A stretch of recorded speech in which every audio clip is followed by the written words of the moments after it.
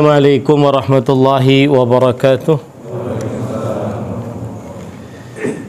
Bismillahirrahmanirrahim.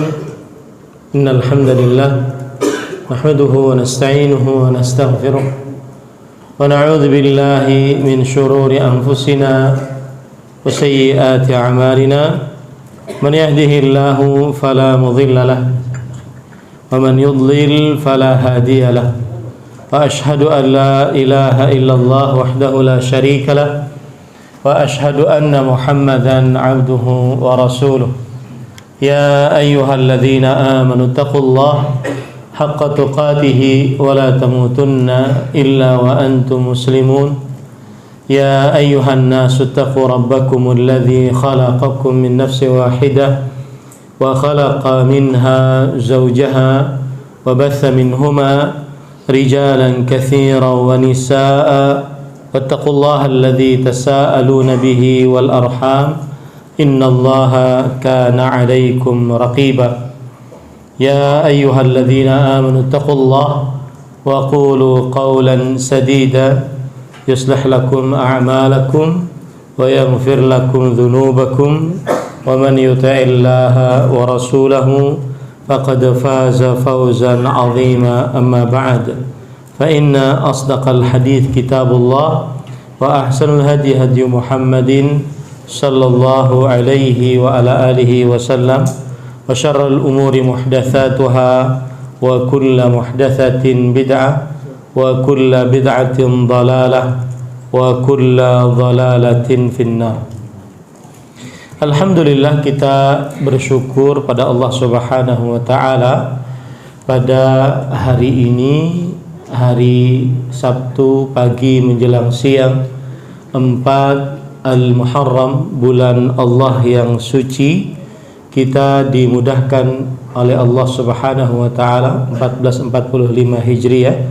Kita dimudahkan oleh Allah Subhanahu wa taala untuk duduk bersama mengkaji ayat-ayat suci Al-Quran dan hadis-hadis Rasul sallallahu alaihi wa ala alihi wasallam dalam sebuah kajian Islam ilmiah dengan tema dahsyatnya hisab di hari kiamat.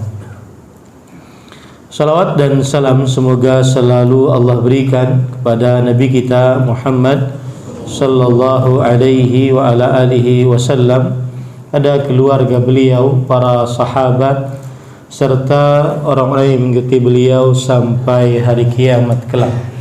Dengan nama-nama Allah yang husna dan sifat-sifatnya yang ulia, kita berdoa, Allahumma inna nas'aluka ilman nafi'an wa rizqan tayyiban wa amalan mutaqabbala, Allahumma amin. Ahibati fillah, afanillah wa iyyakum, jamaah Masjid Nurul Amal Ciledug yang saya cintai karena Allah. Semoga Allah Subhanahu wa taala selalu memberikan afiat kepada kita di dunia dan di akhirat. Pertama-tama saya ingin mengucapkan jazakumullahu khairan kepada Dewan Kemakmuran Masjid Nurul Amal Ciledug yang sudah memberikan tempat, kesempatan untuk kita mengadakan kajian Islam ilmiah di pagi hari ini. Dan mendengar kata Ciledug, membaca, tadi saya baca alamatnya, ternyata Ciledug, Kota Tangerang.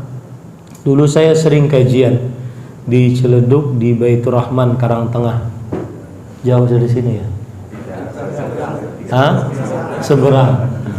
Itu bahkan rutin saya punya kajian dulu. Setiap, kalau tidak salah, Jumat malam. Ya, bahkan kita sudah baca kitab. Cuma karena satu dan lain hal, akhirnya kajiannya terputus dan dipindah ke tempat lain. Yang jelas saya mengucapkan jazakumullahu khairan kepada panitia kajian dan juga Dewan Kemakmuran Masjid Nurul Amal.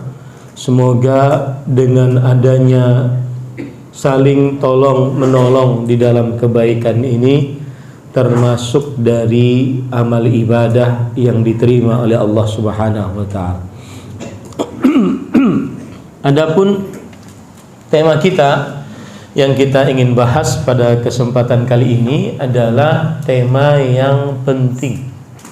Dahsyatnya hisab di hari kiamat. Ini pakai ini juga.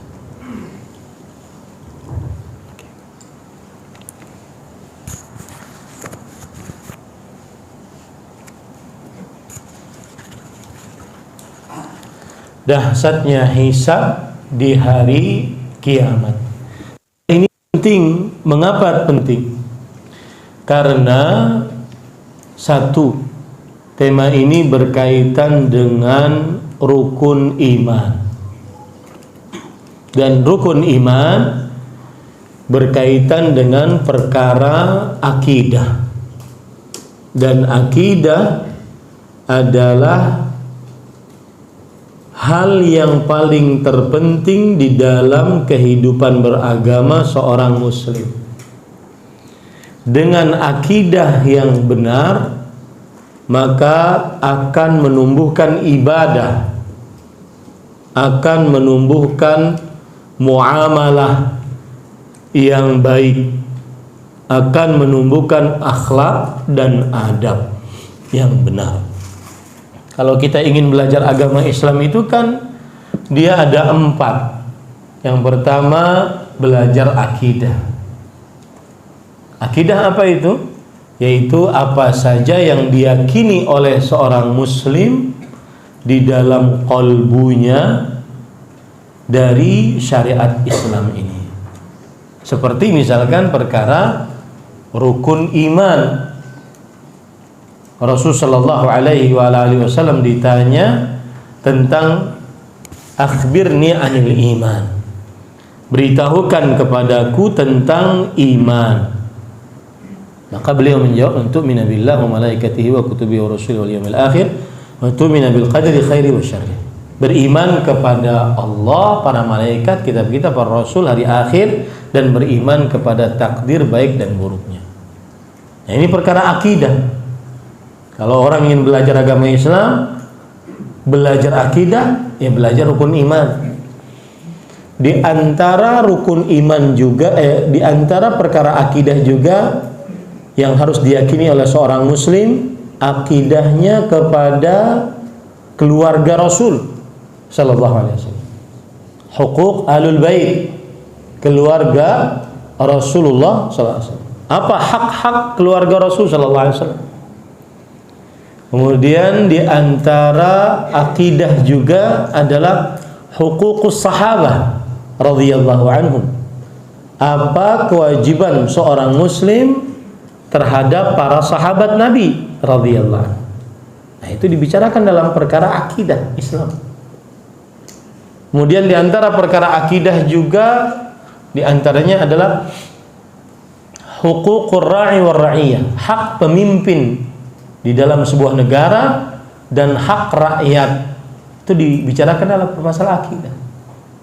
Di antaranya juga musammal iman, hal-hal yang berkaitan dengan keimanan, yaitu misalkan pelaku dosa besar di dalam agama Islam disebut sebagai apa? Orang berimankah? Orang fasikkah? Orang munafikkah? Orang kafirkah? Orang musyrikkah? Nah, itu dibicarakan dalam perkara akidah. Ya. Kalau orang belajar akidah, ingin belajar agama Islam, maka dia belajar akidah. Nah, di antara yang dipelajari juga dalam agama Islam perkara ibadah. Ibadah seperti rukun Islam, mengucapkan 2 kalimat syahadat. Ketika Rasulullah SAW ditanya oleh Jibril alaihissalam, ditanya tentang Islam, akhbirni anil Islam, beritahukan kepadaku tentang Islam. Islam adalah antasyhadu an la ilaha illallah wa anni rasulullah wa tuqimas shalah wa tu'tiyaz zakah wa tasuma ramadan wa tahujjal bait. Islam adalah mengucapkan 2 kalimat syahadat, kemudian mendirikan sholat, berpuasa pada bulan Ramadan, membayar zakat dan berhaji ke Baitullah. Ini ibadah. Di samping sana ibadah-ibadah yang lain. Di antaranya baca Quran, berdoa, berzikir. Kemudian ibadah qalbu, tawakal, rasa harap, rasa takut. Ibadah qalbu juga bersabar, bersyukur, dan seterusnya. Itu ibadah. Siapa yang ingin mempelajari Islam, maka dia belajar ibadah. Siapa yang ingin mempelajari Islam, maka dia belajar juga muamalah. Muamalah seperti pernikahan, cerai, rujuk, nikah, talak, ya, talak, rujuk, nikah, itu muamalah.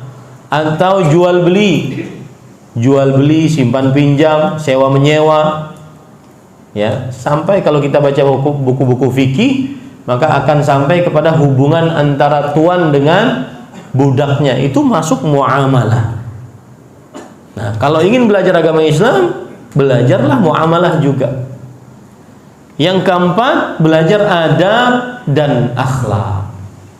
Adab adalah kesopanan, kelakuan yang sopan. Adab makan, adab minum, adab tidur, adab bergaul, adab berbicara, adab bertemu, adab duduk, adab jalan, dan seterusnya. Akhlak adalah budi pekerti yang timbul karena memang sudah terpatri di dalam qalbu. Seperti akhlak berbuat ihsan kepada orang lain, akhlak bersabar terhadap orang lain, akhlak pemberi, akhlak. Nah, itu bedanya adab dan akhlak. Nah, kalau ingin belajar agama Islam, belajar juga adab dan akhlak.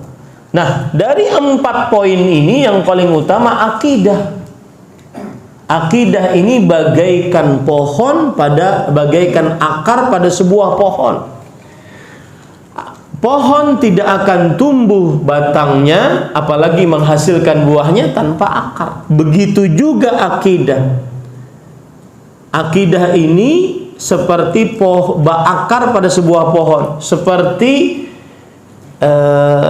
akar pada sebuah pohon Islam. Orang tidak beramal, tidak bisa beramal tanpa akidah. Tidak ada amal tanpa akidah. Makanya orang munafik malas. Kenapa malas? Innal munafiqina yukhadi'una Allah wa huwa khadi'uhum wa idza qamu ila sholati qamu kusala. Orang munafik menipu Allah dan Allah membalas tipuan mereka. Jika mereka bangun mendirikan sholat, maka bangun dalam keadaan malas. Kenapa malas? Karena akidahnya rusak. Yura'unan nas. Mereka riak kepada manusia. Nah, kapan kita juga seperti itu? Kapan kita malas beribadah, sholat qobliyah ba'diyahnya Senin Kemis, baca Qur'annya naik turun, itu bermasalah pada akidahnya. Nah, ini yang kita bicarakan dahsyatnya hisab di hari kiamat, ini berkaitan dengan akidah. Sisi mana akidahnya? Yaitu rukun iman. Rukun iman yang mana? Yaitu rukun iman yang kelima, beriman kepada hari akhir. Kalau kita berbicara tentang beriman kepada hari akhir, maka ada istilah namanya al-qiyamah al-kubra. Kiamat besar, yang mana diawali dengan an-nafkhu fis sur, ditiup sangkakala, lalu kematian seluruh makhluk, tidak ada yang tersisa kecuali yang dikecualikan oleh Allah. Lalu ditiup sangkakala yang kedua, lalu dibangunkan seluruh makhluk, yang disebut dengan al-ba'ts wan nusyur, hari kebangkitan.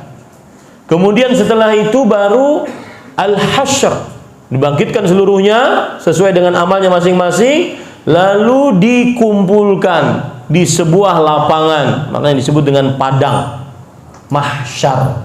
Dikumpulkan di padang mahsyar. Sudah berapa tuh? Peniupan sangkakala pertama, wafatnya seluruh manusia. Peniupan sangkakala kedua, dibangkitkannya seluruh manusia, dikumpulkannya manusia, seluruh makhluk, bukan hanya manusia. Kemudian setelah itu terjadi syafaat. Syafaat untuk apa? Dimulai hisab. Dimulai hisab. Ada yang mengatakan hisab dulu, baru setelah itu pemberian buku catatan amal.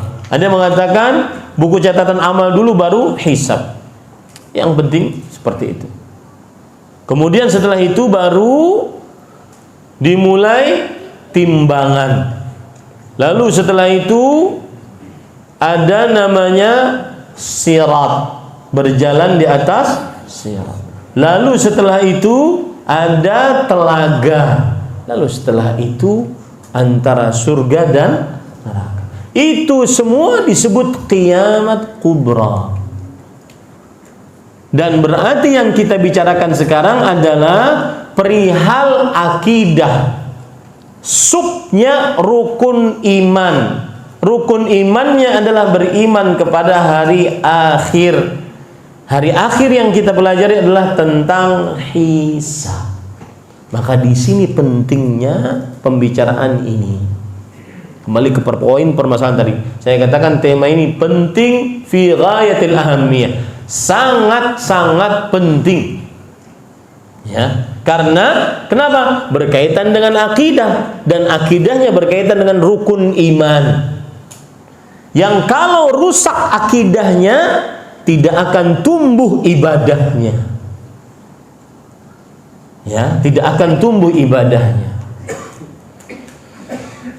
Allah berfirman dalam surat Ibrahim ayat 24. Alam tara kaifa daraballahu mathalan kalimatan thayyibah ka syajaratin thayyibah aslaha thabit wa far'uha fis sama' tu'ti ukulaha kulla hinin bi idzni rabbiha wa yadribullahu al-amsal lin-nas la'allahum yatadhakkarun.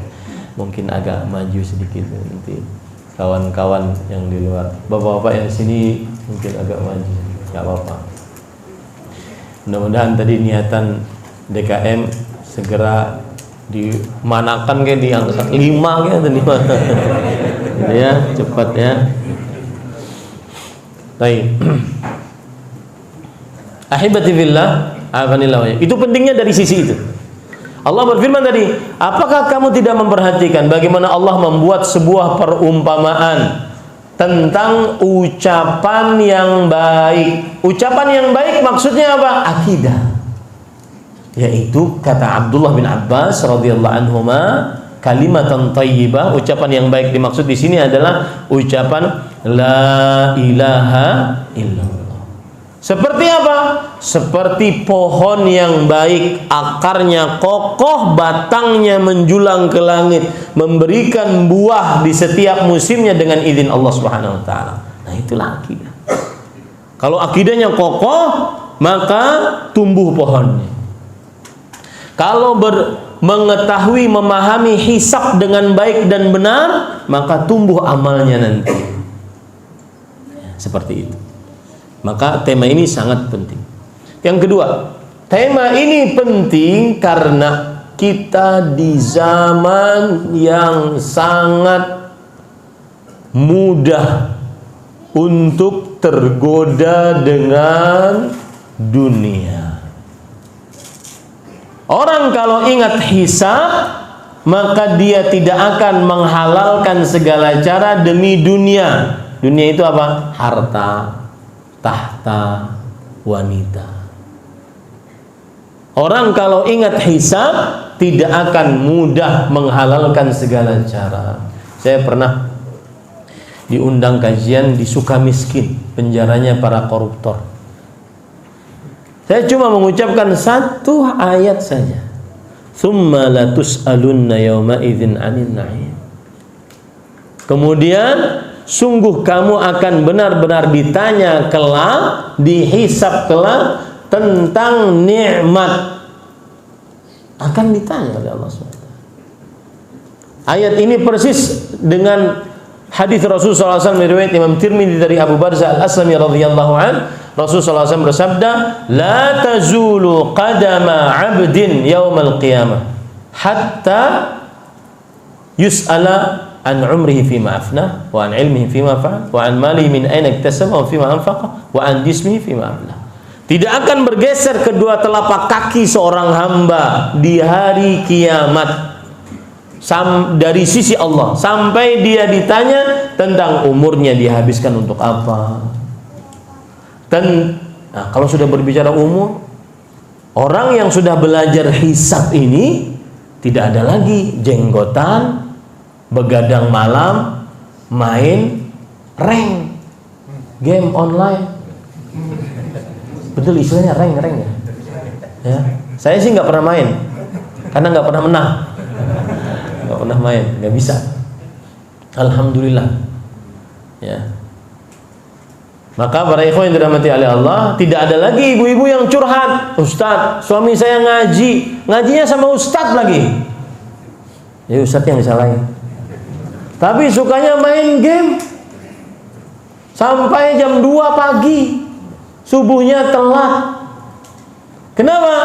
Karena dia tahu, oh hisab nih akan dihisab. An umrihi fima afna, tentang umurnya dia habiskan untuk apa? Tentang ilmunya dia amalkan pada apa? Tentang hartanya harta dua. Didapatkan dari mana? Digunakan untuk apa? Yang keempat, tentang anggota tubuhnya dia pakai untuk apa? Akan ditanya oleh Allah. Nah, di sini pentingnya membicarakan hisab. Orang akan selalu di atas keistiqomahan kalau seandainya dia mengingat hisab, mengetahui dengan pengetahuan yang benar tentang hisab. Tidak mudah menghalalkan segala cara untuk dapat harta, tahta, wanita, karena ada hisab nantinya. Ya. Apalagi tidak mudah dia menggunakan anggota tubuhnya, melihat yang haram, mendengar yang haram, terutama di zaman yang kita sangat mudah. Saat sendirian melihat yang haram, mendengar yang haram, sangat mudah. Kenapa? Karena ada hisab.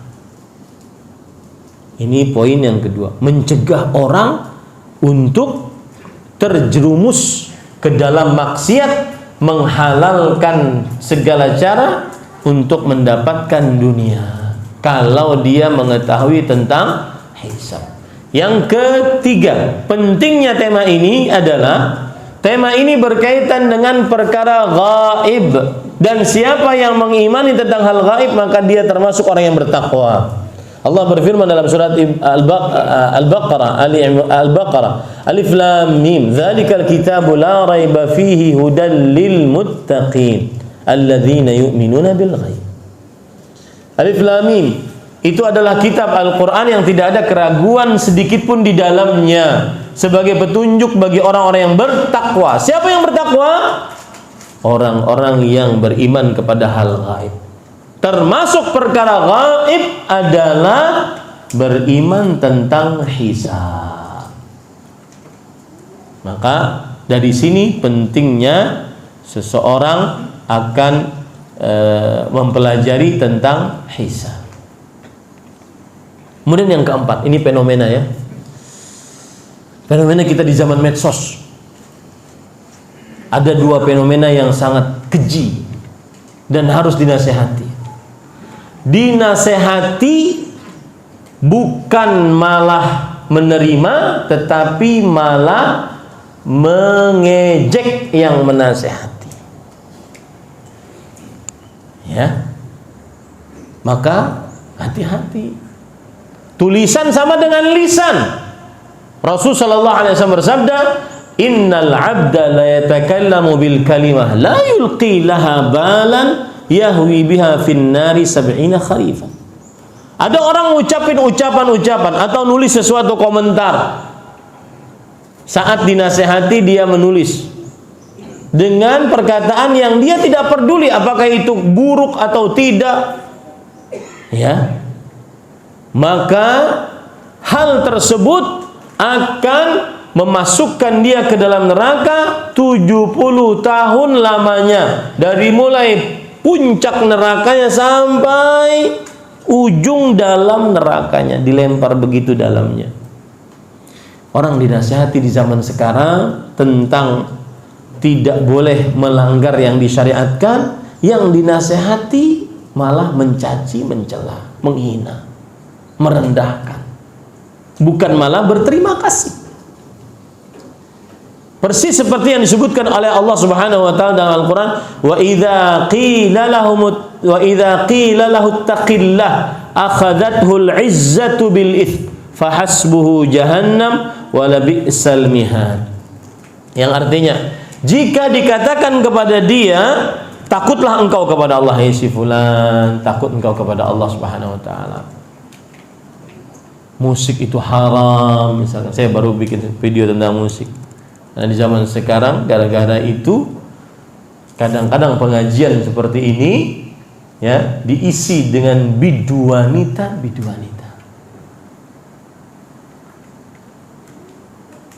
Haram dia. Rasulullah SAW menyatakan, yakunu fi akhiri ummati khasfun wa maskhun wa qadhfun. Akan ada di akhir umatku bumi yang longsor, maskhun perubahan bentuk wajah, qadhfun hujan batu. Kapan itu? Idza zaharatil qayyinat, jika nampak biduan-biduan. Perempuan bernyanyi, berjoget yang dulunya hanya ada di kelab malam, sekarang ada di tengah majelis ilmu. Harus dinasehati. Nah, setelah dinasehati seperti itu, bukannya malah terima kasih atas nasihatnya, atau minimal kalau tidak mau menerima nasihatnya, maka jangan sampai mencaci, mencela, menghina, memberi nasihat. Persis seperti yang disebutkan oleh Allah tadi. Jika dikatakan kepada dia takutlah kepada Allah, maka akhadathul izzah bil its, yang artinya timbul kesombongan di dalam dirinya. Kalau orang di zaman sekarang mengatakan, udahlah, nggak usah ngurus kami. Kalau masuk neraka, saya juga, urusan saya juga. Ngapain lu ngurus saya? Nggak usah deh. Ya, akhadhatul izza bil its. Nah, ini para ikhwan yang dirahmati oleh Allah. Apa bahayanya orang seperti ini? Fahasbuhu jahannam wala bi'sal mihad. Tempatnya neraka jahannam. Khawatir tuh. Kalau diberi nasihat, kalau tidak bisa mengerjakan, ya sudah diam saja. Tapi mencela, mencaci, menghina, ini tidak benar. Nah, orang akan tidak mencaci, mencela, menghina kapan? Ketika dia ingat ada hisab. Semua yang tertulis, semua yang kita tulis, semua yang kita lakukan tertulis. Allah Subhanahu wa taala berfirman tentang takutnya orang-orang yang penuh dosa kelak di hari kiamat. Wa taral mujrimin mushfiqina mimma fihi wa yaquluna ya wailatana ma li hadzal kitab la yughadiru saghiratan wala kabiratan illa ahsaha. Orang-orang yang banyak dosa akan takut nanti pada hari kiamat. Kemudian dia mengatakan, celakanya aku, ini buku catatan mengapa tidak ada yang tertinggal, semuanya tertulis. Dan subhanallah para ikhwan, antum kalau belajar tentang asyratus sa'ah, tanda-tanda hari kiamat, salah satu tanda hari kiamat adalah zuhurul qalam, nampak pena. Allahu a'lam, apakah ini yang dimaksud? Semua orang bisa bikin status, semua orang bisa menulis, semua orang bisa membuat konten dan menyebarkan dengan mudah dan diakses dengan mudah. Allahu a'lam. Hati-hati para ikhwan. Ya, komentar, apalagi sekarang kata-kata kasar. Dan itu kita dapati. Saya punya santri 200-an, walhamdulillah. Susah untuk setelah libur mereka bawa perkataan-perkataan buruk. Padahal tidak boleh di pesantren untuk mengucapkan itu sama sekali. Perkataan-perkataan kasar, kotor. Rasulullah SAW bersabda, "Laisal mu'min bit-ta'an walal la'an walal fahishil badhi." Orang beriman itu bukan suka mencaci, melaknat, berkata kasar, berkata kotor. Sekarang orang sudah biasa mengucapkan kata anjing, kata tai, kata goblok, kata tolol, sudah biasa terdengar. Hati-hati ini para ikhwan yang dirahmati oleh Allah Subhanahu wa taala. Dan khusus bagi laki-laki yang ada di hadapan saya, kita semua akan dihisap pertama kali sebelum orang-orang yang kita urus. Istri, anak-anak kita. Sang bapak akan dihisap sebelum istri dan anak-anaknya. Sang kakak laki-laki akan dihisap sebelum adik-adik atau kakak-kakak perempuannya. Apa dalilnya? Rasulullah SAW bersabda, kullukum ra'in wa kullukum mas'ulun an ra'iyyati. Setiap dari kalian pemimpin dan akan dimintai pertanggungjawaban atas yang dipimpinnya. Ar-rajul ra'in ala ahli baiti wa huwa mas'ulun anhum. Lelaki, pertama kali laki, pemimpin di rumahnya dan penanggung jawab atas orang-orang yang di bawah kepemimpinannya. Hati-hati, ya. Kita merasakan tuh anak-anak yang dari macam-macam rumah datang ke pesantren bawa. Jangankan yang santri baru mungkin dia dapat dari dunia luar. Ini santri sudah lama, libur cuma 3 pekan, sudah terkontaminasi, tercampur dengan kebiasaan. Termasuk 7 pelanggaran berat di pesantren saya, berkata kasar, otor. Maka hati-hati karena itu bukan akhlak seorang muslim. Tetapi yang ironinya, kata kasar, kata kotor diucapkan di majlis mulia seperti ini, majlis ilmu, oleh pendakwahnya. Nah, gimana muridnya akan bersih kata-katanya? Nah, itu semua akan bisa tertahan, tulisan komentar akan bisa tertahan kalau ingat hisab. Bisa dipahami ini Bapak Ibu? Contoh, ingatkan juga kepada anak-anak perempuan kita, istri-istri kita mungkin, alhamdulillah, keluarga perempuan lah, yang susah diajak untuk berjilbab, maka ingatkan tentang hisab. Ada hisabnya, nak. Orang muslim percaya hisab, nak. Ada kehidupan setelah kematian, nak. Ingatkan itu. Makanya penting membahas tema ini dari sisi membuat seseorang yang lalai beribadah jadi semangat karena ada hisab. Yang asyik masuk dalam maksiat jadi bertobat karena ingat hisab. Nah, itu 3 urgensi tema ini. Yang pertama, dia bagian dari akidah. Yang kedua, dia bagian dari ketakwaan karena beriman kepada hal gaib. Kemudian yang ketiga, menahan seseorang dari mengerjakan maksiat. Baik itu, maksiat itu kan 2 poin para ikhwah. Apa itu? Fi'lu mahdzur wa tarku ma'mur. Meninggalkan yang diperintah dan mengerjakan yang dilarang, itu maksiat. Coba ingat aja hisab. Di zaman sekarang belum lagi masalah menghalalkan segala cara untuk dapat duit. Subhanallah, saya pernah dapati ada sebuah institusi pendidikan misalnya, kemudian mengurus izin. Sekarang tidak malu-malu lagi, bukan dengan bahasa yang kiasan, tetapi bahasanya vulgar, minta pungutan liar. Maka pada waktu itu si pemimpin lembaga pendidikan tersebut ketika visitasi berinisiatif dengan kawan-kawannya, sudah yang datang visitasi ini kita ceramain aja, ceramain lah tentang bahayanya, tentang ini, bahwa pesantren ini dibangun kadang-kadang kiainya nggak dapat gaji, dia dapat dari situ. Ini murni adalah berjuang untuk agama Islam, untuk mencetak pendakwah-pendakwah, agar yang visitasi ini sadar bahwa itu pungutan liar haram. Apa jawabannya? Antum tahu apa jawabannya? Jawabannya, iya Ustadz, kami paham ini haram, makanya kami bertekad siapa yang tidak ingin masuk surga jangan jadi kami.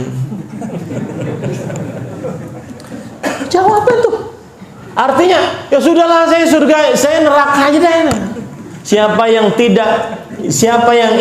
tidak ingin masuk neraka jangan jadi kami. Coba bayangkan.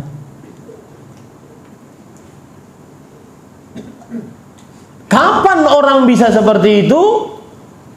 Ketika dia lupa hisab. Kalau ingat hisab tidak akan, para ikhwan. Dan sedikit tentang rezeki. Ada perkataan menarik.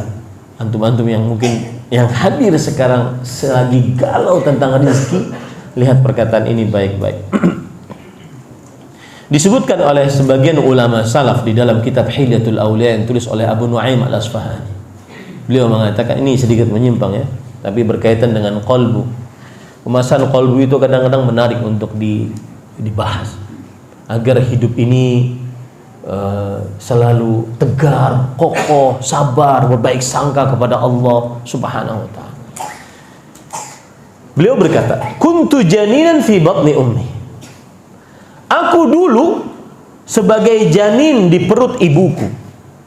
Janin itu 40 hari pertama adalah percampuran antara sel telur dengan sel sperma. Kemudian 40 hari kedua menjadi sebuah alaqah, segumpal darah. 40 hari ketiga menjadi mudghah, segumpal daging. Kuntu janinan fi batni ummi. Aku janin di perut ibuku. Wa kana yu'ta bi rizqi. Dan rizkiku datang kepadaku. Belum jadi apa-apa tuh. Nggak bisa bekerja. Tapi datang, Allah ngasih rizki, menunjukkan bahwa rizki itu sudah tertulis. Dari janin sudah dikasih rizki oleh Allah. Hatta yu'ta fi fami. Sampai rizki itu datang di mulutku. Yaitu ketika janinnya sudah besar, 9 bulan dilahirkan oleh ibunya, kemudian menjadi bayi. Lalu netek sama ibunya, nyusu sama ibunya. Dia belum bisa ngapa-ngapain tuh. Dikasih rizki oleh Allah Subhanahu wa ta'ala. Gratis tanpa usaha. Sampai sini paham? Lalu fa'idha kaburtu. Lalu ternyata ketika aku sudah besar, sa'adhanni bi rabbi. Lalu aku berburuk sangka kepada Allah tentang rizkiku. Mana mungkin dapat rizki begini. Kalau jenggotan mana mungkin diterima. Kalau aku jalan di jalan agama mana mungkin aku diterima oleh orang untuk bekerja dan seterusnya. Buruk sangka dia kepada Allah. Sudah besar, sudah bisa bekerja, dia buruk sangka kepada Allah. Padahal ketika janin tidak bisa ngapa-ngapain, Allah ngasih rizki kepada dia. Maka beliau kemudian mengatakan, fa ayyu 'abdin asyarru minni. Kalau begitu, hamba mana yang lebih buruk dari aku? Maksudnya para ikhwah, jangan takut. Rezeki kita sudah tertulis dalam kitab Allah Mahfuz 50.000 tahun sebelum penciptaan langit dan bumi. Berusahalah yang halal. Ingatlah hisab. Rezeki akan ditanya tentang dua. Dari mana dapat, untuk apa digunakan? Berusahalah yang halal. Jangan sampai tasbiqul halal bil haram, mendahulukan yang haram padahal yang halal sudah disediakan oleh Allah Subhanahu wa taala.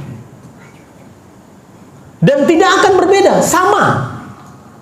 Misalkan nih ya, saya beri contoh. Hari ini Ahmad Zainuddin rezekinya 100.000. Kalau dia kerjakan yang halal, dia akan dapat 100.000. Tapi kalau dia bisa mencuri, dia juga dapat hanya 100.000, nggak akan beda. Paham nggak maksud saya? Bukan berarti kemudian ketika mencuri, korupsi, menipu, mengoplos, memasukkan judi online, apalagi itu, jual barang-barang haram, mengantar barang-barang haram, kemudian rizkinya bertambah dari ketetapan yang sudah ditetapkan oleh Allah. Nah, sama, tidak akan keluar dari ketetapan oleh Allah. Maka tinggal kita mencari yang halal atau yang haram. Nah, untuk mengerem itu, ingat apa tadi? Hisab. Jadi pembahasannya ke sana tuh. Itulah pentingnya tema ini. Ya. Orang-orang kadang-kadang seperti perempuan jual aurat.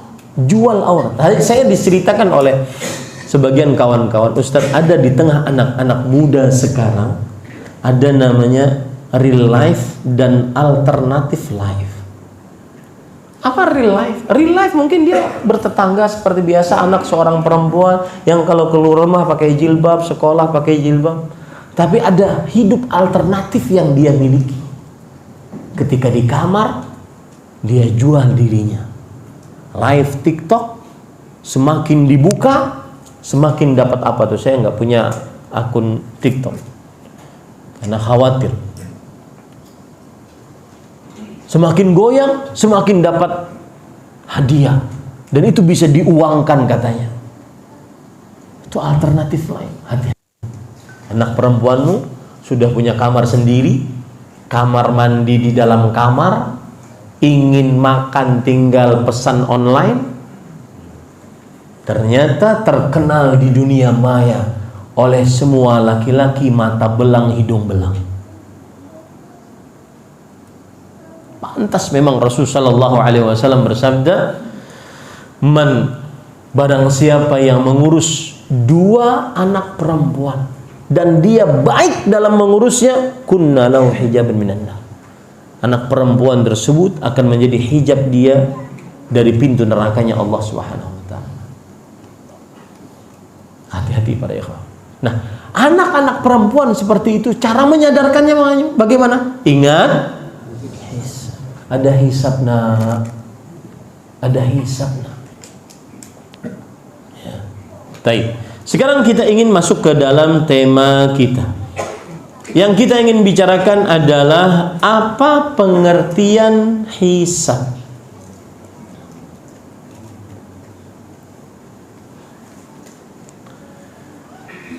Yang pertama, secara bahasa, hisab diambil dari kata hasaba yahsibu. Orang Arab mengatakan hasaba yahsibu. Dalam kamus besar bahasa Arab, seperti misalkan Maqayisil Lughah yang ditulis oleh Ibnu Faris, hasaba yahsibu yadullu 'alal 'ad, menunjukkan kepada hitungan, menunjukkan kepada jumlah bilangan. Itu arti dari hisab secara bahasa. Adapun arti dari hisab secara istilah syariat, maka kita ambil dari perkataan para ulama rahimahumullah ta'ala, di antaranya perkataan Imam Ibnu Utsaimin, ulama zaman sekarang. Bukan kenapa tidak mengambil dari ulama zaman dahulu, Ustaz? Zaman sekarang mungkin lebih mudah bahasanya karena bahasa yang dipakai oleh zaman sekarang. Ittila'u al-ibad ala a'malihim yaumal qiyamah. Yang artinya hisab adalah Allah memperlihatkan kepada hamba-hamba amalan-amalan mereka di hari kiamat. Itu hisab. Ya, itu namanya hisab. Allah memperlihatkan kepada hamba-hamba amalan-amalan pada hari kiamat. Makanya Allah berfirman di dalam surah Al-Kahfi, wa wajadu ma 'amilu hadiran. Yang artinya, dan mereka mendapati apa yang mereka lakukan itu nampak di hadapan mereka. Wala yadhlimu rabbuka ahad. Dan Allah saat hisab tidak menzalimi sedikit pun. Surah Al-Kahfi ayat 49. Allah perlihatkan. Makanya ada hadis riwayat Muslim, innallaha yudnil 'abda yaumal qiyamah. Allah mendekat kepada seorang hamba pada hari kiamat. Tsumma qala, ya fulan, ata'rifu dzamba kadza? Wahai fulan, ini dosamu. Kenal enggak? Diperlihatkan tuh. Ya. Maka dia kemudian mengatakan, bala ya Rabb. Iya wahai Allah, itu dosaku. Ya kelihatanlah dia yang di dalam kenampakan itu. Entah seperti video atau Allah a'lam. Iya wahai Allah. Ata'rifu dzamba kadza? Tahu enggak ini dosamu? Tahu enggak ini dosamu? hatta idza qarrarahu bidzunubihi, sampai dia mengakui seluruh dosa-dosanya, wa ra'a fi nafsi annahu halak, dan dia mengira bahwa dosa-dosanya, bahwa dia akan binasa akibat dosa-dosa tersebut. Itulah hisab. Allah memperlihatkan kepada hamba amalan-amalan hamba di dunia. Makanya ada ulama salaf mengatakan, silahkan bermaksiat asalkan bisa mengelak saat hisab. Itu maksudnya.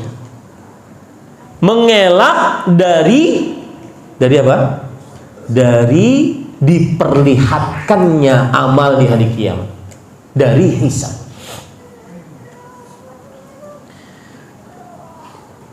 Ada kisah menarik pada ikhwah. Saya dinasihati oleh saudara saya karena Allah, akhi fillah, Al-Ustaz Al-Fadhil Abu Abdul Muhsin Dr. Firanda Andirja hafizahullah. Beliau mengatakan kepada saya, hati-hati din kalimat ya laitani. Hati-hati kata ya laitani. Apa maksudnya kata ya laitani? Alangkah menyesalnya saya. Itu nanti akan banyak dikatakan oleh manusia di hari kiamat. Ya laitani. Lebih baik kita mengatakan itu dulu, terlebih dahulu di dunia sebelum mengucapkannya nanti di akhirat. Coba, ya laitani aqra'ul Quran. Alangkah menyesalnya saya. Coba dari dulu saya baca Quran, sudah berapa kali khatam? Minimal setengah halaman misalkan, kalau nggak punya waktu. Atau setengah dari setengah halaman, atau satu halaman, atau satu lembar. Coba bayangkan berapa kali khatam kita sudah sampai saat ini. Yang sekarang berumur seperti bapak-bapak saya, umur 70-an, umur 60-an. Coba baca setengah halaman saja per hari. Nggak usah banyak-banyak, nggak usah seperti anak pesantren, per hari. Santri saya punya majelis Quran 3 kali sehari, 1 jam setiap majelisnya. Nggak usah seperti itu. Coba hitung kalau seandainya ya laitani atasaddaq, alangkah menyesalnya aku. Coba dulu aku bersedekah 1 hari 1000 aja. Umurnya sekarang mungkin 60, 70, sudah berapa juta dia bersedekah. Ya laitani, ya laitani aqumul lail. Coba, alangkah menyesalnya aku. Coba dahulu ketika masih muda, sholat malam 2 rakaat saja, 3 rakaat witir, 5 rakaat, 1 rakaat witir, 2 plus 1, sudah beratus-ratus rakaat saya sholat. Nah, para ikhwan yang dirahmati Allah, jangan pernah menyesal. Ucapkan sekarang itu, ya laitani. Nah, ini kenapa saya berbicara itu? Karena semuanya akan diperlihatkan oleh Allah Subhanahu wa taala. Itulah hisab. Baik. Kemudian para ikhwah yang dirahmati oleh Allah Subhanahu wa taala, sekarang kita membicarakan tentang dalil akan tetapnya hisab dari Al-Qur'an dan hadis Rasul sallallahu alaihi wasallam. Karena ada sebagian orang yang tidak percaya, terutama kaum Mu'tazilah. Kaum ini sudah habis, tetapi pemikirannya masih ada. Seperti orang-orang yang tidak percaya ada hakikat sihir. Dan lebih ironi lagi, orang ini terkenal di zaman sekarang menjadi konten kreator, YouTuber. Artinya mudah dia menyebarkan penyimpangannya, tidak percaya tentang keberadaan hakikatnya sihir. Kenapa? Karena nggak masuk akal mereka. Kaum Mu'tazilah adalah kaum yang mendewakan akal, mendahulukan akal lebih daripada dalil dari Al-Quran, hadis Rasul Sallallahu Alaihi Wasallam. Maka kita perlu dalil. Dan saya berpesan pada ikhwah, di zaman sekarang Jangan antum bingung kalau tidak bisa menjawab syubhat yang dilontarkan di media sosial. Selama seseorang muslim punya dalil dari Al-Quran, hadis Rasul, dipahami dengan pemahaman yang benar oleh para sahabat Nabi radhiyallahu anhum, berpegang teguh dengannya. Mau datang 1000 syubhat, saya tidak perlu. Saya tidak peduli diskusi tentang akidah saya. Akidah saya yang saya perlui adalah meyakini dengan seyakin-yakinnya. Nanti timbul, masa sih ada hisab? Nah, orang beriman tidak seperti itu.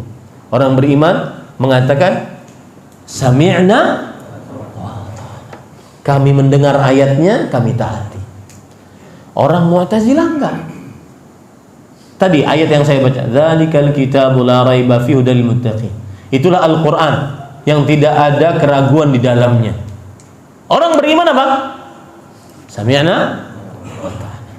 Orang yang lebih mengedepankan akal bagaimana? Masa sih Al-Qur'an tidak ada keraguan di dalamnya? Masa enggak pernah salah? Nah, itu beda. Cara metodologi menghadapi Al-Quran. Maka perlu kita menyebutkan dalil tentang tetapnya adanya hisab. Dalilnya adalah diantaranya yaitu surat Al-Maidah ayat 4. Allah Subhanahu wa taala berfirman, "Wattaqullah innallaha sari'ul hisab." Bertakwalah kepada Allah, sesungguhnya Allah Maha cepat hisabnya. Ini juga menunjukkan bahwa adanya hisab. Kemudian surat Al-Insyiqaq ayat 7 sampai 9. Fa amma man utiya kitabahu bi yaminihi fasawfa yuhasabu hisaban yasira wa yanqalibu ila ahlihi masrura. Adapun orang-orang yang diberikan kitab buku catatan amalnya di arah kanannya, maka ia akan dihisab dengan hisab yang mudah dan kembali ke keluarganya dalam keadaan riang gembira. Ada hisab di situ.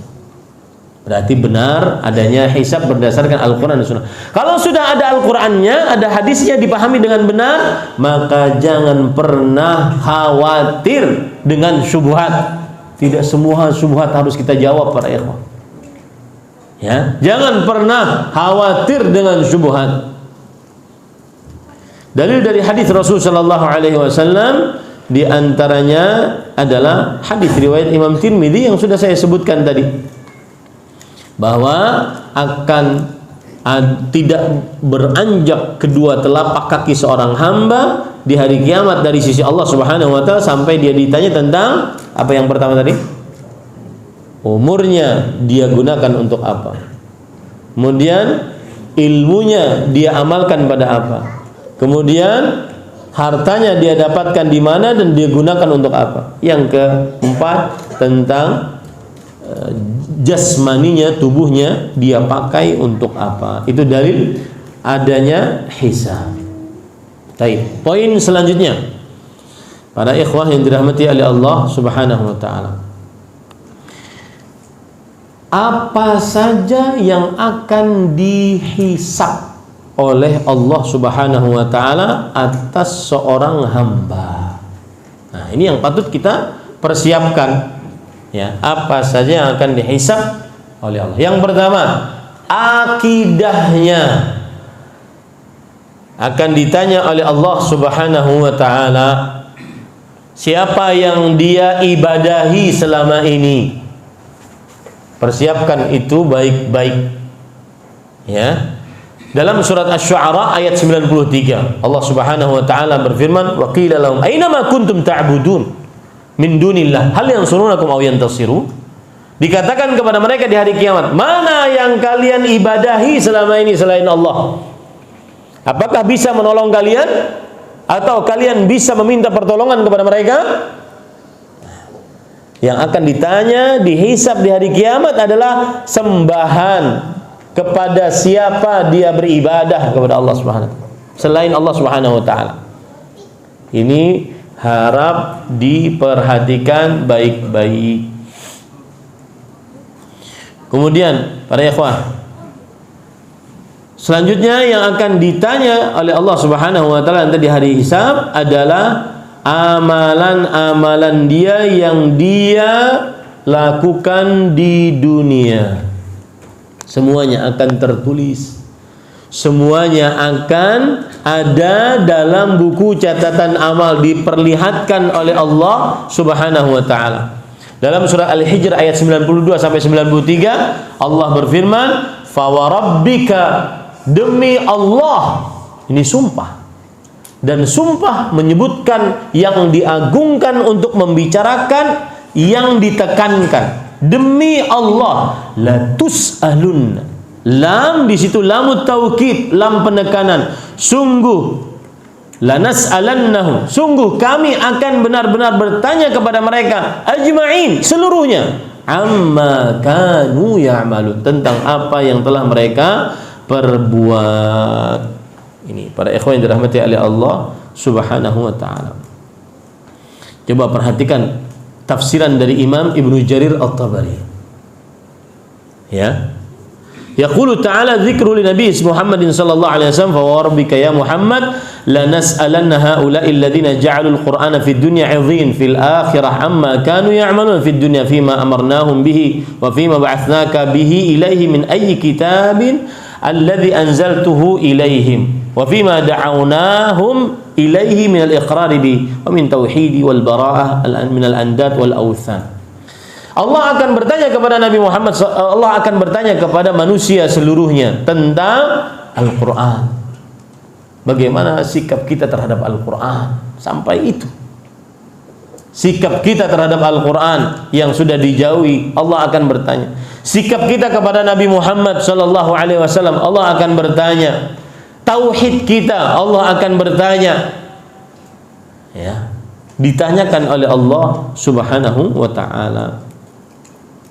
Nah, itu yang kedua. Yang ketiga, tentang nikmat.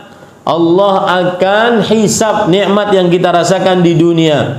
Dalam surah At-Takatsur Allah berfirman, "Tsumma latus'alunna yauma idzin 'anil na'im." Yang artinya, kemudian sungguh kamu akan benar-benar pada hari kiamat ditanya tentang nikmat. Nikmat apa yang ditanya? Coba kita lihat tafsirannya dari para ulama tafsir di generasi salafus saleh. Imam Mujahid rahimahullah, Mujahid bin Jabr, ahli tafsir di generasi tabi'i, belajar langsung dengan para sahabat Nabi. Bahkan para ulama mengatakan, idza ja'aka an Mujahid fahasbuk, jika telah datang kepadamu tafsiran dari Imam Mujahid, cukup bagimu tafsiran tersebut. Dan inilah ilmiah. Ilmiah itu si ustadz menyebutkan pernyataan, kemudian menyebutkan dalil dari Al-Quran, hadis Rasul, kemudian ditafsiri dengan penafsiran para salafus saleh. Itu ilmiah. Ya. Lihat Imam Mujahid, kullu syai'in min ladzatid dunya. Kemudian kalian akan benar-benar ditanya pada hari kiamat tentang nikmat. Segala sesuatu tentang kelezatan dunia akan ditanya oleh Allah Subhanahu wa taala. Akan ditanya kelezatan dunia. Nah, sedikit menyimpang Pak ya tentang lezat dunia. Bismillah.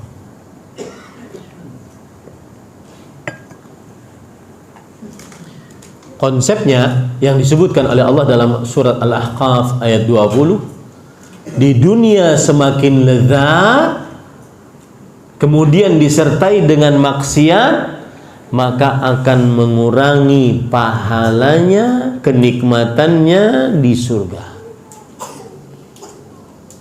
Di dunia semakin lezat, semakin mewah, akan mengurangi nikmatnya di surga. Itu konsepnya begitu Pak. Nah, sebagian hati-hati yang hidupnya mau mewah-mewah, beli kasur kadang-kadang terlalu empuk, ya, duduk di pojokannya langsung mental.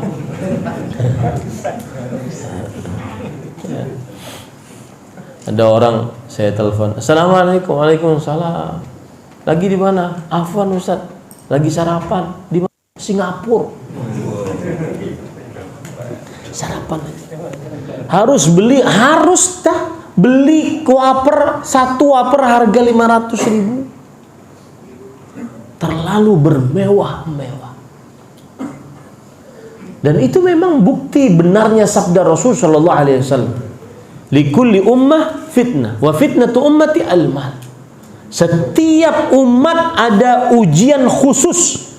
Ujian khusus untuk umatku harta, kemewahan.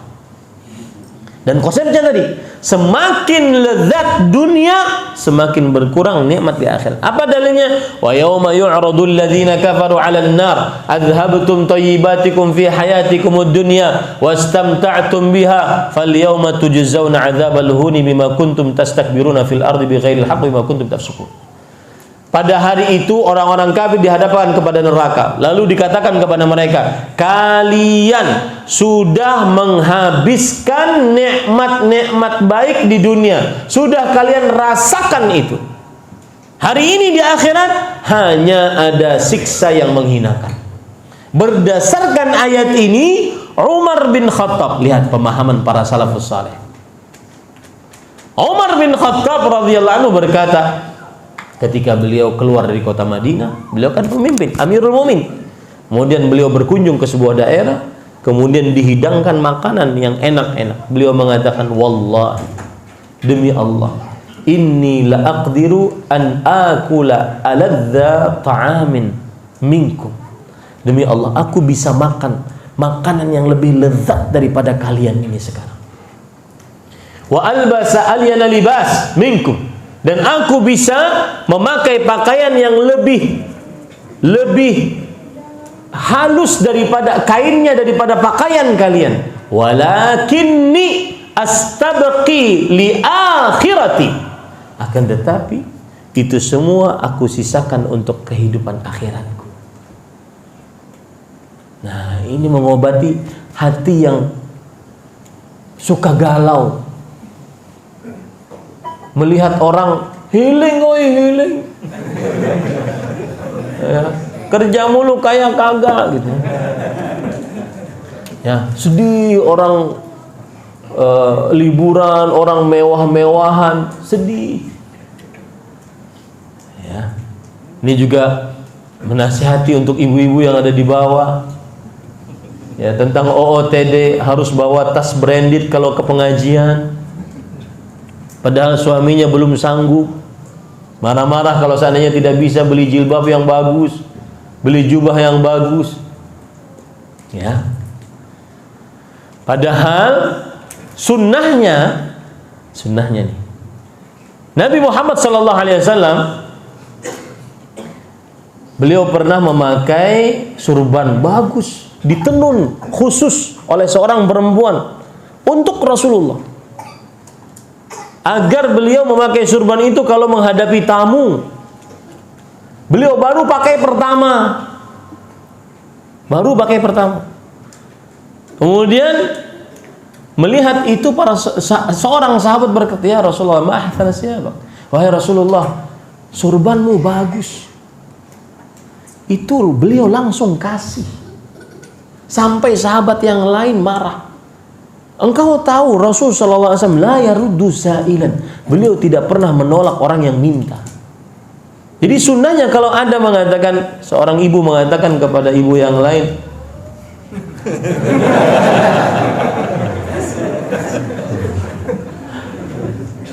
Jeng, tasnya bagus Jeng. Neng, tasnya bagus Neng.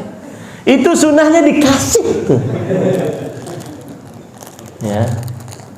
Maka para ikhwan yang dirahmati oleh Allah Subhanahu wa taala, semua nikmat akan ditanya oleh Allah Subhanahu wa taala tentang kelezatan dunia. Dan ini kan ngerem nih. Pokoknya urusan pakaian, makanan, minuman itu tidak terlalu ribet dalam agama Islam. Kulu washrabu walbasu watasaddaqu min ghairi saraf wala makhilah. Makanlah sesukamu, minumlah sesukamu, berpakaianlah sesukamu, bersedekahlah sesukamu, dengan dua syarat: tidak mendatangkan kesombongan, yang kedua tidak berlebih-lebihan. Dua syarat. Ya, ini para ikhwan yang dirahmati oleh Allah SWT. Itu poin yang ketiga yang akan ditanya kelak di hari kiamat. Poin yang keempat, nah ini luar biasa, yaitu al-uhud wal mawathiq, perjanjian, nota kesepakatan, persyaratan akan ditanya oleh Allah nanti pada hari kiamat. Allah berfirman dalam surah Al-Ahzab, walaqad kanu ahadullah min qablu la yuwalluna al-adbar wa kana ahdullahi mas'ula. Dan mereka berjanji Allah bahwa mereka tidak akan kabur dari medan pertempuran, dan perjanjian dengan Allah akan dimintai pertanggungjawaban oleh Allah Subhanahu wa taala. Semua nota kesepakatan, perjanjian kesepakatan dan seterusnya akan dimintai pertanggungjawaban, termasuk di dalamnya perjanjian agung yang disebut dalam bahasa Arab mitsaq. Dan Allah Subhanahu wa taala menyebutkan kata mitsaq untuk hanya dua hal yang agung dalam Islam. Yang pertama, perjanjian seorang hamba dengan Allah untuk selalu di atas tauhid selama hidupnya. Yang kedua, perjanjian mitsaq dipakai oleh Allah dalam Al-Quran dalam perkara akad nikah. Makanya sangat tercela siapa pasangan yang selingkuh karena dia sudah mengkhianati perjanjian yang kokoh. Mitsaq, selingkuh, baik suami selingkuh atau istri selingkuh, dia sudah mengkhianati perjanjian yang kokoh, yaitu dengan ucapan kata mitsaq. Allah tidak pernah menyebutkan kata mitsaq kecuali untuk dua hal tersebut di dalam Al-Quran. Untuk tauhid, di atas tauhid, dan selalu di atas pernikahan yang halal. Itu disebutkan oleh Allah Subhanahu wa taala dalam Al-Quran pada ayat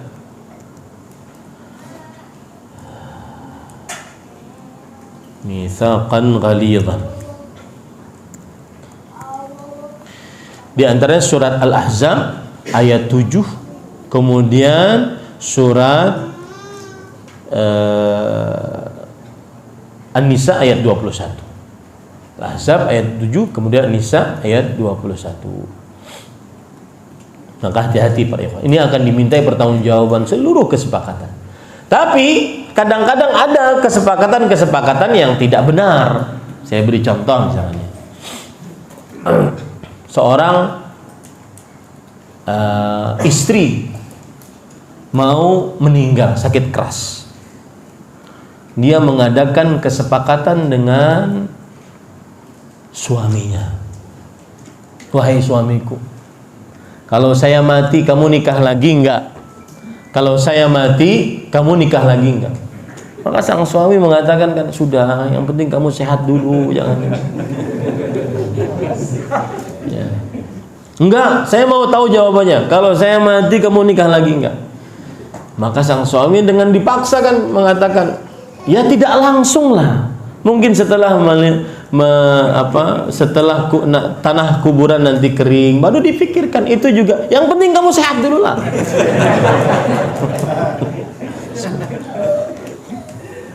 Oke, berarti selama tanah kuburan masih basah, sudah meninggallah sang istri, kemudian sang suami berziarah kubur, mendoakan istrinya masih berkabung.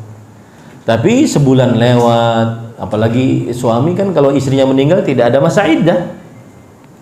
Dia menziarahi kubur, kemudian ada kepikiran untuk menikah lagi. Tapi kemarin sudah mengingat bahwa dia berjanji dengan istrinya, bersepakat dengan istrinya untuk tidak nikah kecuali kuburannya sudah kering dulu tanahnya. Ziarahlah setiap hari. Kok nggak kering-kering? Enggak, musim kemarau dia. Enggak kering-kering tapinya. Suatu saat dia ziarah, biasanya dia ziarah pagi, ini sekarang ziarah sore. Ternyata ada adik ipar menyiram kuburannya. Ditanya oleh sang suami, "Dek, mulai kapan menyiram?" "Mulai kakak memberi wasiat. Kalau saya mati siram kuburan saya." Ini menunjukkan bagaimana si perempuan, ya, ibu-ibu yang di bawah ini, permasalahan paling krusial bagi perempuan adalah suami poligami, suami menikah lagi. Itu paling krusial. Bahkan kadang-kadang suami mati lebih ringan daripada suami poligami.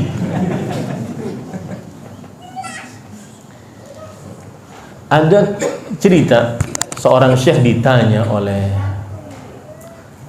penanya perempuan melalui online, waktu itu telepon.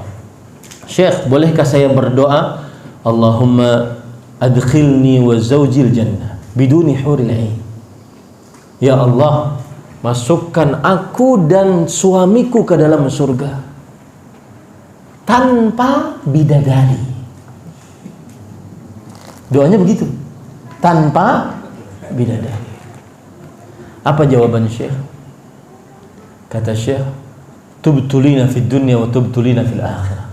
Kalian ini wahai para wanita, menyiksa kita di dunia tidak bisa poligami, di akhirat juga disiksa tanpa bidadari. Ini para ikhwan yang dirahmati oleh Allah Subhanahu wa taala. Jadi kesepakatan itu tidak benar. Sebaliknya juga begitu, kesepakatan. Karena ini contoh yang saya sebutkan ini semuanya terjadi, ditanyakan kepada kita. Ya, Ustaz, apa hukumnya saya sudah berjanji kepada suami, kalau suami menikah, saya tidak menikah lagi. Waktu itu Ustaz, suami sakit keras, saya terpaksa mengiyakan agar dia tidak sakitnya tambah keras. Nah, sekarang sudah berlalu, masa iddah sudah selesai. Banyak kumbang-kumbang dari Masjid Nurul Amal ingin melamar saya. Bagaimana Ustaz? Bolehkah saya melanggar perjanjian itu, kesepakatan itu? Nanti saya takut dihisab Ustaz. Dan lebih lagi, ada hadis kan Ustaz, al-mar'ah ma'a akhiri azwajah. Seorang perempuan bersama dengan suaminya yang terakhir. Kalau nanti suami saya pertama masuk surga, saya dan suami saya yang terakhir ini masuk surga, kami ketemu,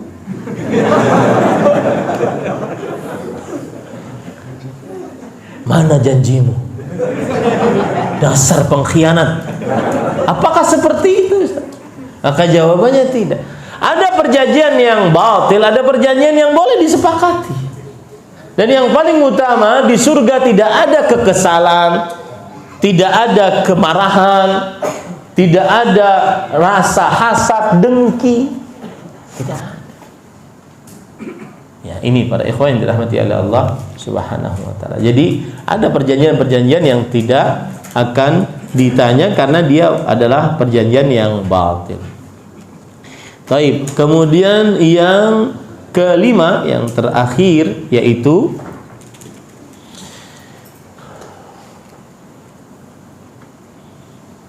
yang akan ditanya oleh Allah Subhanahu wa taala. Subhanallah, ini susah banget ini.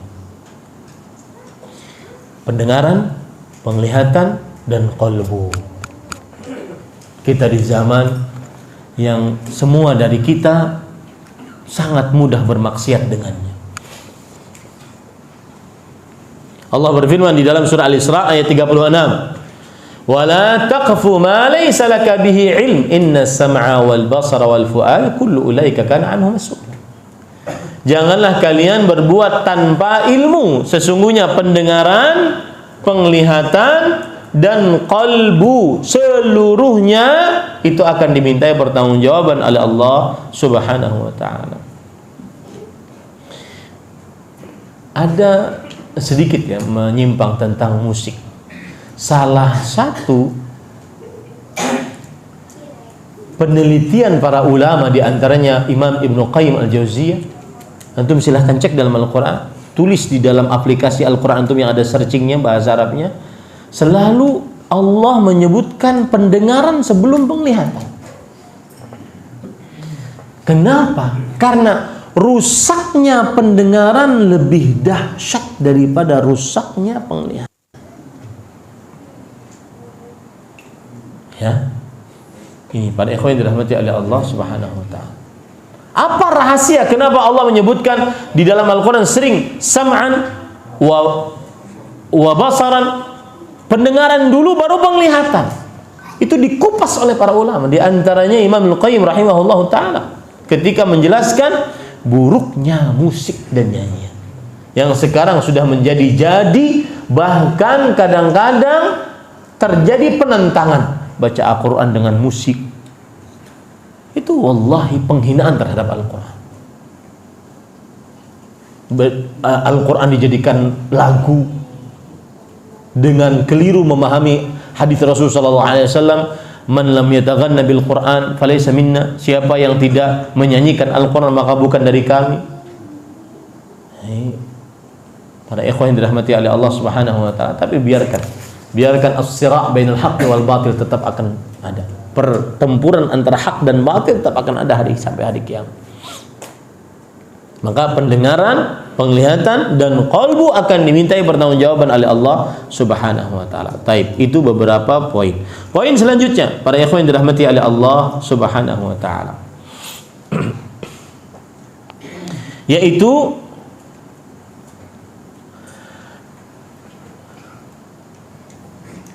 apa saja amalan yang akan dihisab pertama kali di dalam hadis-hadis yang sahih. Apa saja amalan yang akan dihisab pertama kali di dalam hadis-hadis yang sahih. Yang pertama, sholat. Maka jaga sholatnya baik-baik, dirikan sholatnya. Rugi bakti orang tua nggak sholat, nggak manfaat. Rugi akhlak yang baik, jujur, santun terhadap orang, tepat waktu, tapi tidak sholat, nggak manfaat, tidak manfaat, saya katakan. Kenapa? Karena Allah Subhanahu wa taala berfirman di dalam Al-Qur'an, awwalu ma yuhasabu bihil 'abdu yaumal qiyamah min 'amalihi salatuhu. Yang paling pertama dihisab atas seorang hamba dari amalnya adalah perihal sholatnya. Fa'in saluhat sairu amali. Jika sholatnya baik, maka seluruh amalnya akan baik. Bakti orang tuanya, bagus terhadap tetangga, kemudian bagus nafkahnya terhadap anak istrinya, ya, tidak manfaat. Dan saya berpesan, nah, pesan ini mungkin kadang-kadang para suami marah sama saya. Saya pernah dikomentari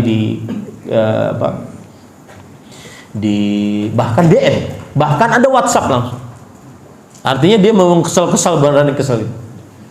Ini Ustadz orang yang suka memisahkan antara suami dan istrinya. Gara-garanya apa? Saya mengajak kepada seluruh istri yang suaminya tidak sholat, maka jangan pernah remehkan permasalahan tersebut. Karena tidak boleh seorang muslimah di bawah suami, kepemimpinan suami yang tidak sholat. Nah, suami yang tidak sholat marah sama saya. Ini ustadz pemecah belah rumah tangga. Iya. Oh, pokoknya kalau sudah dicaci maki itu, makanya anak-anak antum yang kalau sekarang lagi di pesantren, kemudian antum proyeksikan jadi pendakwah, maka harus dinasihati sabar. Ya, modal utama itu sabar. Lihat Rasulullah SAW, bagaimana sabarnya luar biasa. Saya pernah bertanya langsung kepada Syekh Profesor Dr. Abdul Razak, waktu itu saya jadi tim lekat di Jakarta. Saya tanya, Syekh, kenapa sabar itu sulit? Beliau mengatakan, li'anna sabra manzilatun la yablughuha illa ulul azmi minar rusul. Karena sabar itu sebuah kedudukan yang tidak sampai kecuali ulul azmi dari para rasul. Allah berfirman, fasbir kama sabara ulul azmi minar rusul. Bersabarlah sebagaimana ulul azmi dari para rasul bersabar. Kemudian beliau mencontohkan, perhatikan Ahmad, kata beliau, Nabi kita Muhammad SAW, beliau berdakwah ke Taif. Beliau datangi tiga pemimpin Taif. Kemudian beliau sampaikan Islam. Kemudian tiga pemimpin ini menolak. Kata Nabi Muhammad SAW, kalau kalian menolak, sudah simpan saja dakwah saya kepada kalian, gak usah beritahu kepada orang banyak, sehingga tidak ribut. Tapi mereka berkhianat, mereka sebarkan kepada kaumnya, kemudian mereka sediakan anak-anak kecil, budak-budak dengan batu-batu melempari Nabi Muhammad SAW. Keluar dari Taif dalam keadaan sakit hati, kemudian sakit tubuhnya karena berdarah, karena dilempar. Dalam keadaan sakit begitu datang malaikat yang menjaga gunung, menawarkan jasa. Kalau antum jadi begitu gimana? Oh, langsung aja sana. Langsung. Kata malaikat gunung, apakah aku timpakan 2 gunung?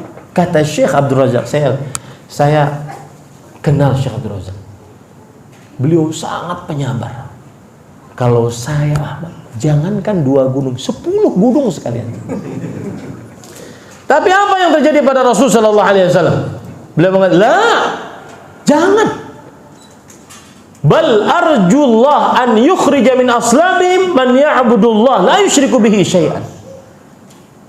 Bahkan aku berharap kepada Allah agar mengeluarkan dari keturunan-keturunan mereka yang beribadah kepada Allah, tidak mensyirikkan dengan Allah dengan sesuatu apapun. Sabar. Ini para ikhwan yang dirahmati oleh Allah Subhanahu wa taala. Maka kembali ke permasalahan sholat tadi, ya. Saya nasihatkan perempuan-perempuan yang suaminya tidak sholat, jangan tunggu lama. Persoalkan permasalahan tidak sholat. Jangan sampai lama dipermasalahkannya. Ustaz, tapi dia nafkahi Ustaz. Rumah mega Ustaz kami, mobil mewah Ustaz, harta kami bertumpuk ruah. Dia baik sama saya, dia baik kepada tetangga, dia baik kepada anak-anak. Tidak manfaat. Kenapa? Karena Rasulullah SAW bersabda, yang pertama kali dihisab dari amalan seorang hamba adalah sholatnya. Jika sholatnya baik, maka seluruh amalnya akan baik. Jika sholatnya buruk, maka seluruh amalnya akan buruk. Jangan nunggu lama, adukan kepada keluarga besar. Ya. Dudukan suami di hadapan keluarga besar. Ini anak nggak sholat, suami saya nggak sholat. Apa yang harus kita lakukan? Jangan nunggu lama. Nah, itu yang akan pertama kali ditanya tentang amalan. Yang pertama kali ditanya tentang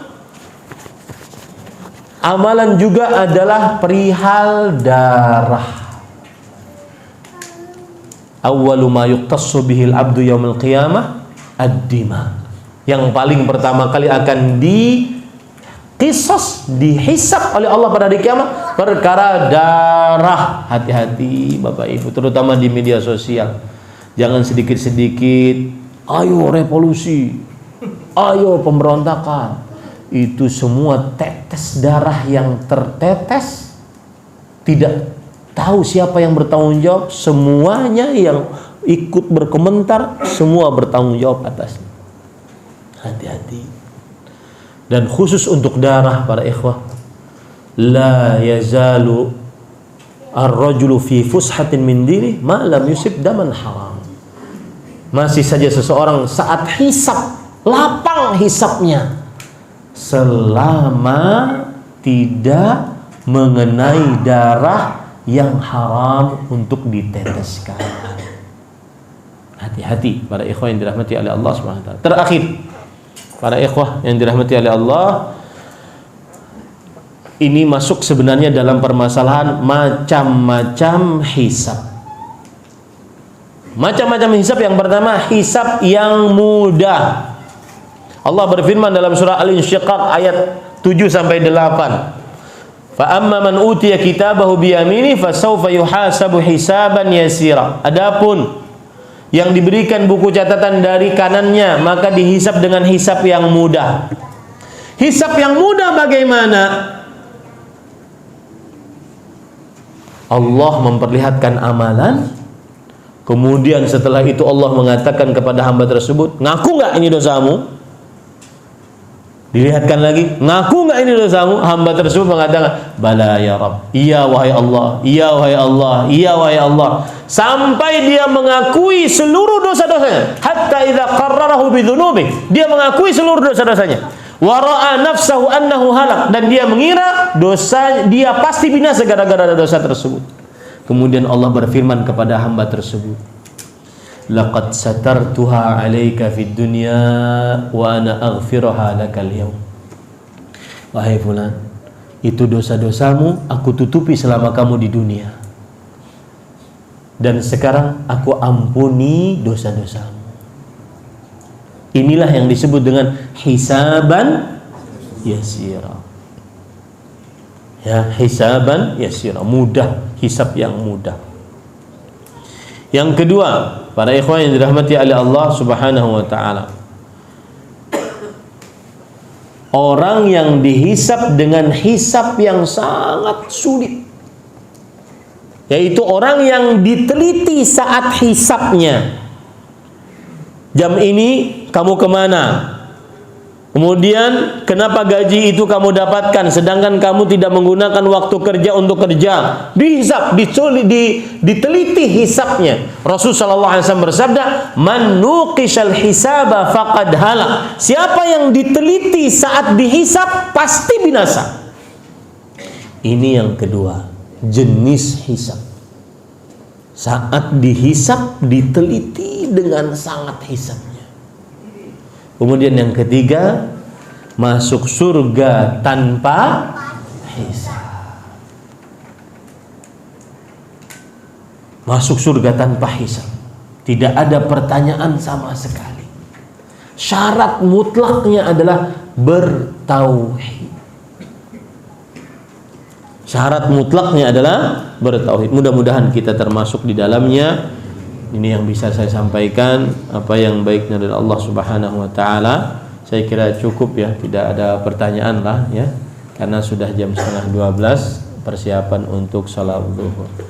Apa yang baik dari Allah Subhanahu wa taala, sekali lagi saya ucapkan kepada pengurus Masjid Nurul Amal atas izinnya, kesempatan, waktunya untuk bisa kita mengajarkan kajian. Pada kesempatan kali ini kita cukupkan dengan kafaratul majlis. Subhanakallah bihamdik asyhadu an la ilaha illa anta astaghfiruka wa atubu ilaik. Sallallahu nabiyana Muhammad walhamdulillahi rabbil alamin. Wassalamualaikum warahmatullahi wabarakatuh.